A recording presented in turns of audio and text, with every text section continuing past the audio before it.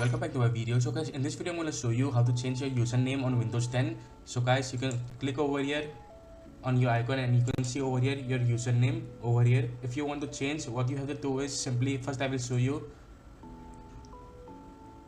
You can see over here it will show your username. If you want to change your username, right over here, what you have to do is just hit over here to search and type over here control panel right over here and open that.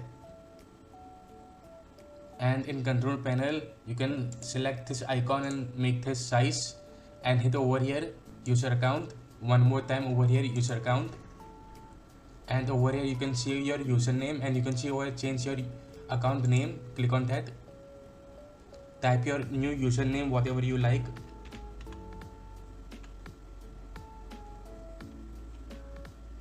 and click over here change name. Now your username is changed. So now we can go to over here and check this.